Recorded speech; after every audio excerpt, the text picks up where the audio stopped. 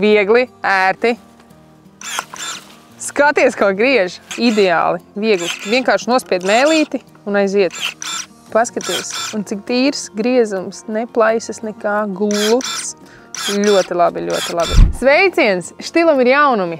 Jaunumi, kas man patīk un par ko es gribu jums mazliet pastāstīt.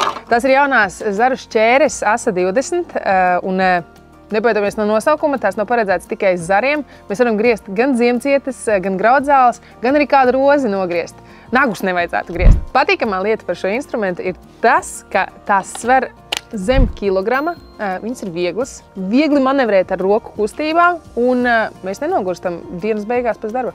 Un nesmējieties par akumulātoru mazo izmēru. Viņam ir liela jauda. Ar saviem asajiem asmeņiem šīs zaru šķēres var nogriezt līdz pat 2000 griezumiem. Lai taupītu instrumenta akumulātoru un arī laiku, ko patērējam dārza darbiem, viņam ir izveidoti 2 platumi, ar kādiem mēs varam izvēlēties griezt zarus.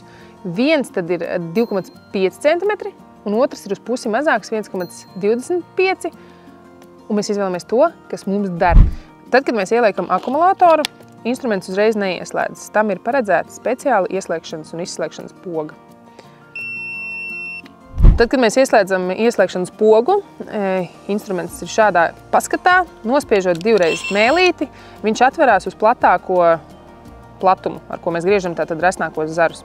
Lai mēs dabūtu šo te platumu mazāku, mēs 3 sekundes noturam mēlīti nospiestu, un viņš pārslēdzās displejā norādot to, ka viņš ir uz to mazo režīmu. Lai iedarbinātu šīs te funkcijas, vai precīzāk kādu platumu mēs izvēlamies, ar ko griezt zarus, šeit ir norādīts špikerīts un darbinam iekšā instrumentu. Vēl labums ir tāds, ka mēs pilnībā kontrolējam asmeņus, jo cik daudz mēs spiežam mēlīti, tik daudz arī asmenis virzās uz priekšu.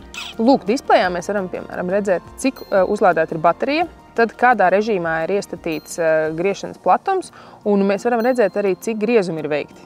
Protams, Štils ir padomājis par to, lai mums būtu instrumentu ērti un viegli apkopt. Šeit akumulātoru nodalījumā mums ir servisa atslēdziņa, kuru mēs varam izņemt laukā. Ar servisa atslēdziņu, tātad, ko mēs varam izdarīt, viena pusīte ir lielajai atslēgai, otra mazajai. Mēs varam atskrūvēt, lai ieļotu, lai noregulētu asmeņus, vai arī tiktu iekšā pašā korpusā.